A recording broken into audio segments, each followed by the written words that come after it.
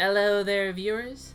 I'm the Knight of Arcane, and sorry it's 2 stand videos in a row, but some schedule things changed, and I want to get at least 1 video out each week, so we have 2 stand videos in a row. But this time, we're drawing Ben 10 aliens as stands. It's kind of a mix of my first video for this series, and currently my most popular video for this series, combined to make a video and a set of artwork I'm quite happy with. Anyways, let's check out my Ben 10 alien stand, shall we? Okay, so I have another report to make for the Foundation, I guess. Last time, I mentioned a group of stand users that I became allies with, the Hungry Hania, with their leader, Asher Yamada, who has the stand Bad Motor Scooter. Well, this week I was hanging out with him and another member, Rune Hall.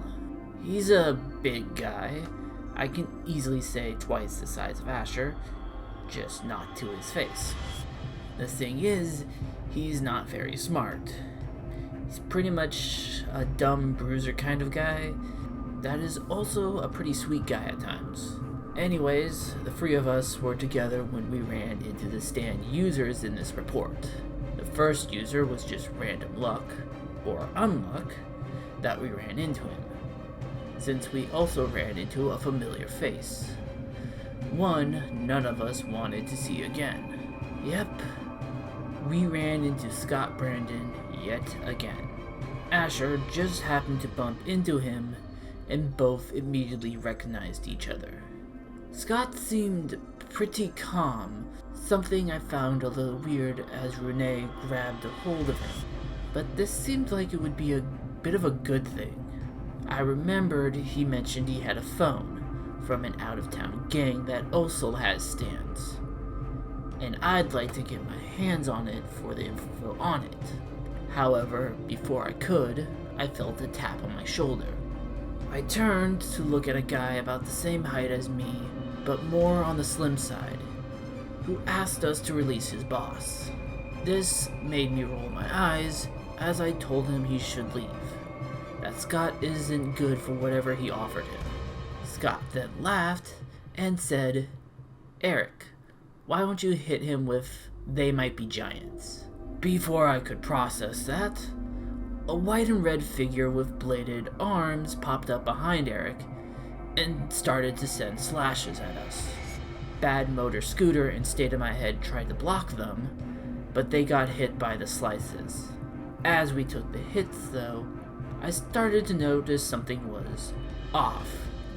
Everything around me seemed to be getting bigger, except for Asher, our stands, Rune, and a trash can he was now holding that Scott must have switched with using Rat-a-tat.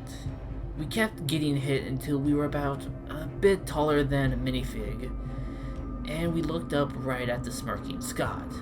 You should really be more careful and try not to pick fights with those bigger than you.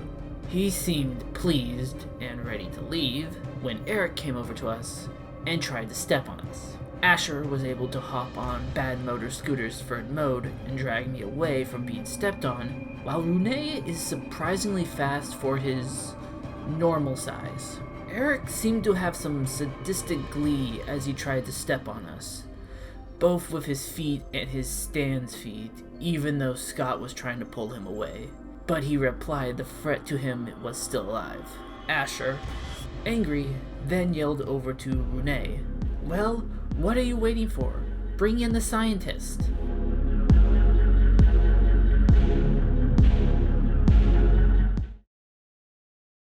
I was a little confused what he meant, but as we pulled around to Rune, I quickly figured out what he meant. On his shoulder was a small, frog-like gray humanoid, crawling along up it as it turned to look at Eric and They Might Be Giants. "Okay, big guy, this They Might Be Giant stand is able to shrink anything it touches or able to slash, about an inch per hit, but can only shrink the thing down to about an inch in height at most. They stay shrunken until the user is knocked out or after 30 minutes. though either option is very slim in this mess. The scientist is aptly named, it seemed, in a way, since it can figure out the stand's information just by looking at it, though not a big fan on its attitude. Well, I've already figured out 14 million possible outcomes, and thankfully 5 where we survive this. So let's hustle so we don't become concrete paste. Rune was the one who told us the plan. Apparently he gets pretty smart when his stand is out, and quickly had him punch State of My Head a bunch so I could build up energy. Asher and Bad Motor Scooter then still in their third mode with the scientists to increase their own speed, though the scientists kept complaining the whole time, even though it was his idea.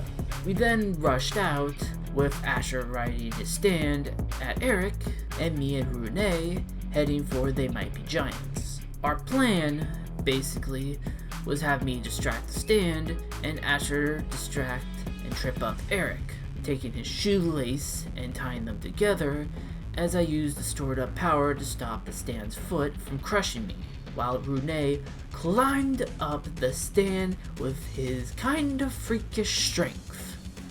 Thankfully, with the stand trying to crush me, and with how much power I had built up, it gave me more power back and kept me from being crushed, while Asher was able to finish tying the laces as Rune got to the stand's head.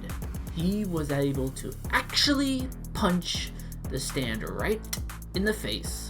At that point, I unleashed all the energy built up and pushed They Might Be Giants off their feet and into Eric.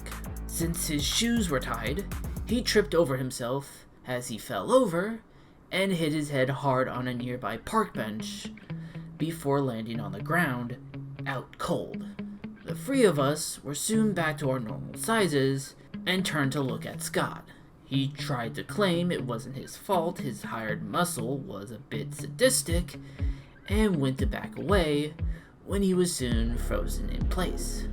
Oh good, my target is acquired.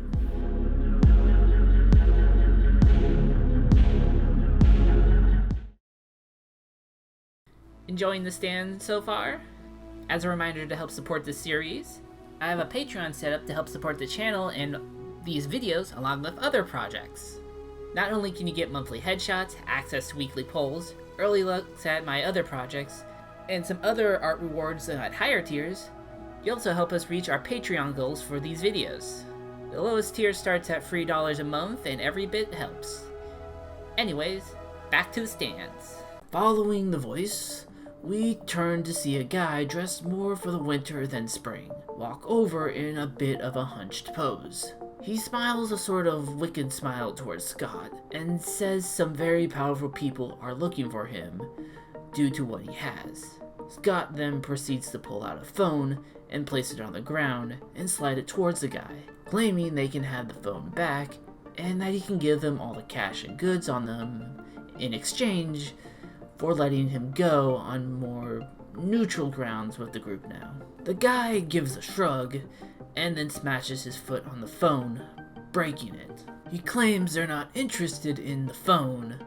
What they want is him and his stand. At that moment, this guy's stand appears. It had an interesting looking head that's vaguely reptilian-like, that was only made up of the head, a shelled-like torso, and 2 long arms with only 3 fingers on it, with where the legs should be, there was some jet engine looking things in its place. The scientist then laughed as it looked at the stand. Cold as ice. User Kane Manza. Cold as ice is a basic stand that can freeze the water in the air with its mouth and back propulsions, allowing it to also hover a bit, though lightly freezes the ground it hovers over. The guy, apparently named Kane, got annoyed by that, claiming the scientist ruined the surprise, though Asher made a comeback about how we already knew it used ice since he froze Scott in place. Kane got more annoyed and kicked a bunch of trash cans over before collecting himself and turning back around. He then proceeded to tell us to get out of here, like how we told Eric to leave earlier, and that he'll bring in Scott warm or bring him in cold. Asher seemed fine with the idea, but I whispered how I wanted answers on who wants Scott and what either he or Kane knows about this group, along with why they all seem to have stands and their plans. Asher groans a bit, but agrees to the importance of it. The scientist then boasts if we're serious, he has 500 strategies to easily beat this guy, especially since he seems pretty childish. Kane gets a bit irate and then launches cold at ice right for us, the ground beneath him freezing under him.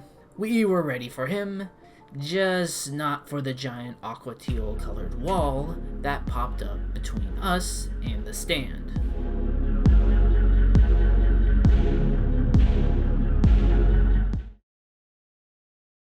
Yes, that was really anticlimactic, but it's what happened. Cold as ice ran into a giant wall, even left an impression that we could see on our side. The wall then proceeded to recede, and we watched Cold as Ice fall to the ground before fading away, with Kane falling over behind it, cold to the ground. We turned to where the wall was receding to see a man in a pretty cool jacket looking at us all. Seemingly annoyed, and behind him was a stand that had the same color and texture as the wall, along with some bluish-purple stone-like patches and crystal-like spikes on its body. And it seemed the wall was receding back into its arms. The scientist at that moment spoke up. "So you want me to spill the beans on you and your stand? Or do you want to? I already got all the info I need." The guy didn't seem to care, and then looked at Scott, but also turned a bit at Eric. "Give me Mr. Brandon and Mr. Tatascori. They are wanted for their crimes." I asked if he was hired by the same guys as Kane, and he did answer he got the job from them, but he was also after them for another client. The scientist seemed to get impatient and so spoke up. "Based on what I'm seeing, we have a 50-50 shot with him. The stand is named Diamonds and Coal, and the user is Ward Fennoy. The stand is able to manipulate his crystal-like body into weapons and other things, but they still have to be connected to him. If Ward seemed annoyed or irritated, he kept it hidden." But Asher got a manic grin at that. "Oh ho ho, Shard himself. I've heard about you, bounty hunter. You don't know how much I've wanted to throw down with you since first hearing about you." "Yeah, the guy's a bounty hunter, and never heard of him till now, but he seems to be a big deal. Shard simply states if we get in his way, we'll be dealt with, but Asher doesn't seem to care, and he wants a fight, summoning Bad Motor Scooter in the process. They proceed to duke it out, stand against stand and user against user. Diamonds and Coal would get hit by Bad Motor Scooter's tail, and while its power would go down, it still had an insane durability, so it didn't make too much of a difference. With the fight between humans, well, both were pretty bruised from this. I'd say they're pretty even. I then hear from Rune, guys, and look to him and ask what's up. The scientist pops in saying, he wants you to know something is taking the other free stand users. I turn around and see Scott struggling to get out of a purple goo-like substance, just as Kane and Eric sink into it. We rush over, trying to pull him out, but the goo slurps him in and proceeds to move into a drain pipe. I turn to look at Renee, and we both look at each other, pretty shocked at that. I then ask him if the scientist was able to get a read on it, since it had to be a stand, but he said, nope, didn't see its body. This just seemed to be part of its ability, so I got nada. Great. The other fight is still going on behind us, so I turn around and yell out to them that they're gone. This stops the fight for 3 seconds as Asher yells at Shard about letting that vital info get away.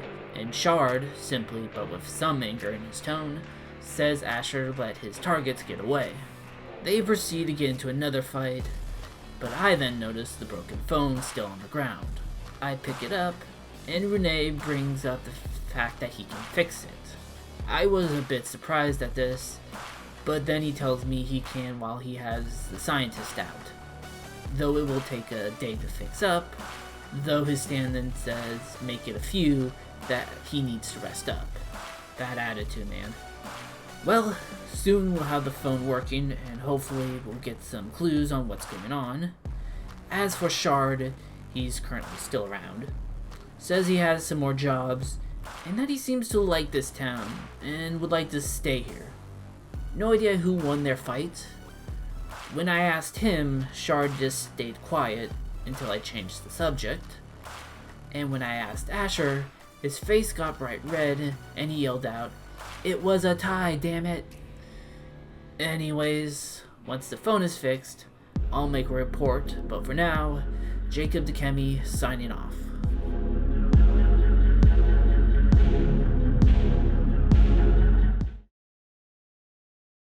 And that was Ben 10 Aliens as stands. What could that purple goo be?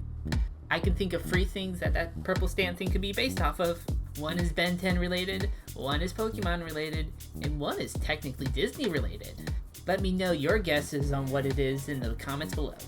I had a lot of fun coming up with the ability for the scientist, and think this might be my favorite round of stands so far.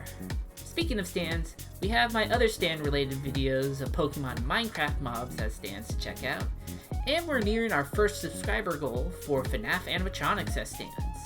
I already have plans set up for that one, both for the story and the stand itself. So if you can, subscribe to join our little Arcane town and help reach our goals. And leave a like since it helps the algorithm out. Along with any comments on what you think of these stands and what else I should turn into stands or do with JoJo and Ben 10 in the future, and anything else you think I should draw that would be fun. Don't forget to check out my other socials for other fan art and anything else I might be up to. Anyways, thank you for watching, and I'll see you next time. Later.